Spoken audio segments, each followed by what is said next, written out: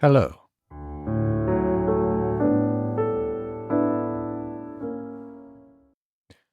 Problems among heirs or between heirs and a liquidator, executor, administrator, trustee, whatever you call them, of the estate, those problems, those conflicts are not unusual.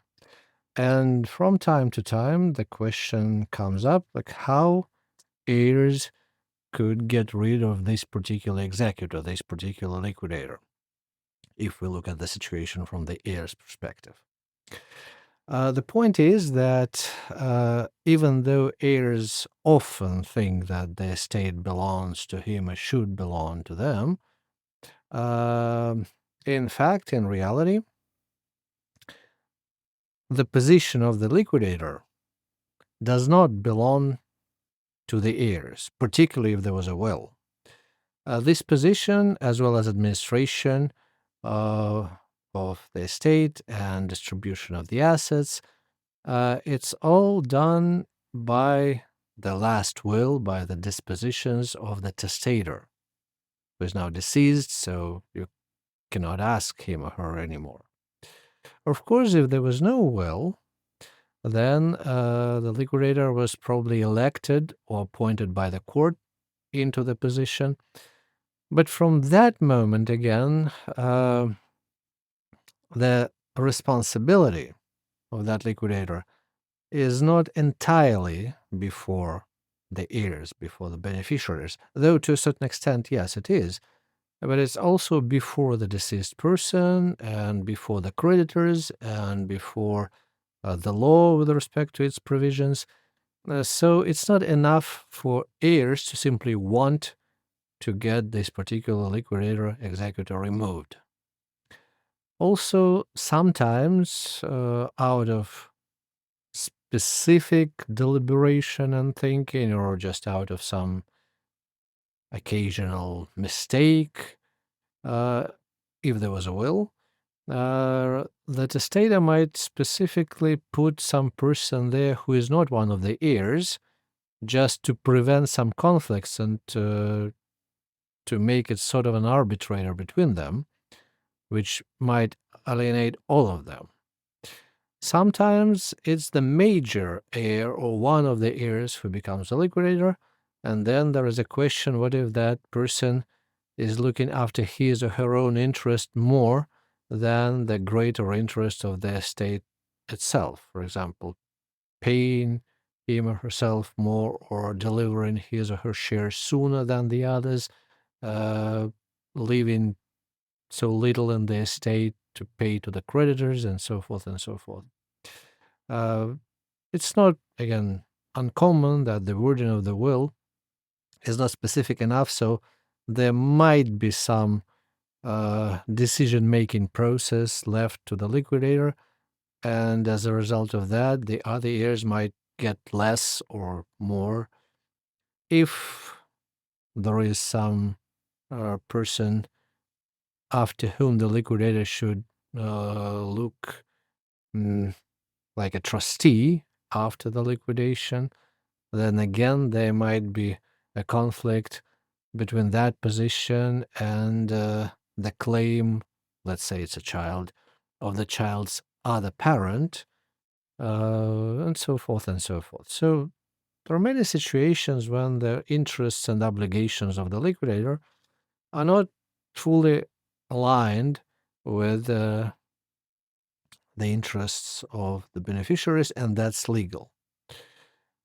Still, because of this conflict, or because of some inherent mistrust, or because of some wrongdoing in the process, the heirs might be interested in removing a liquidator. So, what are the options? Basically, there are three of them, major three. First, there might be some negotiation, ending up in some voluntary resignation of that liquidator. Uh, Usually, what's on the table is that the heirs discharge that person from all and every possible responsibility before them, particularly some monetary responsibility for the acts that were already taken. And sometimes there are some other conditions to negotiate, maybe some payment even sometimes for the time spent and so forth, or just some payment. It's negotiation, everything is possible. But after all, after this negotiation, the liquidator might just step down, and then that what happens after depends on what's in the will, if there was a will. Because if in the will there was some replacement specifically stipulated, then that replacement comes into the office. If there was no replacement, then there might be a vote. If it's not possible for whatever reason, there might be, again, a court order to appoint some person as the liquidator, the executor, trustee, administrator. If that doesn't work, then the heirs who are disappointed or dissatisfied with the liquidator's acts can go to court trying to remove the liquidator. That's not an easy thing to do, especially if the liquidator was put there by the will. Courts are usually very reluctant about removing a liquidator unless the liquidator is a professional one. Then some negligence or fraud or some questionable act might be a reason, or charging too much, for example. But if, as it usually happens, the liquidator is not a professional, it's just one of the heirs or a friend or a neighbor or a relative, then to remove such a liquidator, the heirs would have to prove either significant conflict of interest.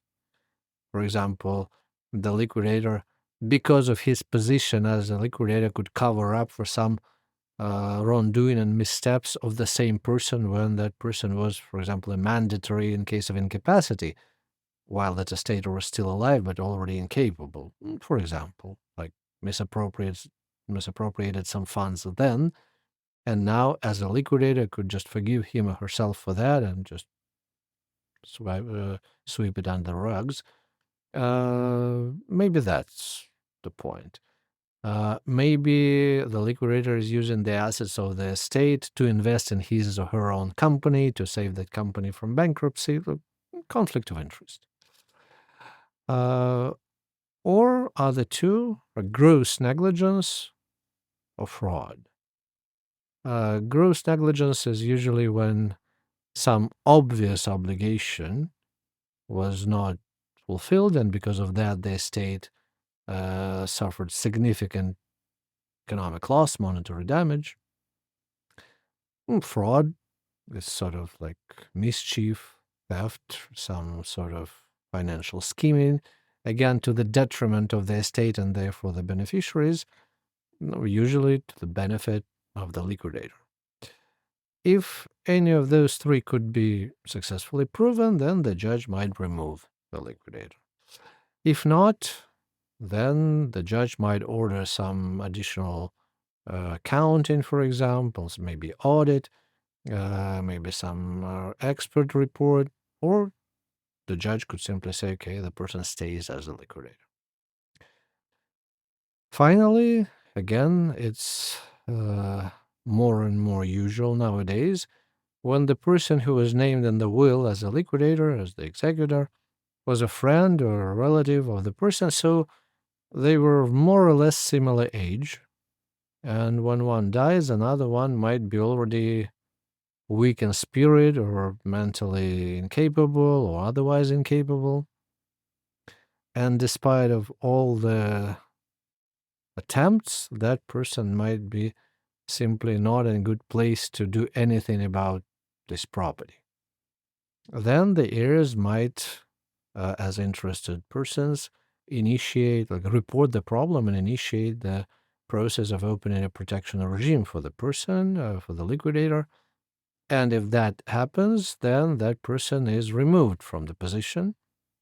And then again, the heirs or the court will have, or a substitute would have to come, or the heirs or the court would have to replace that person. So these are more or less the options. Thank you and have a nice day.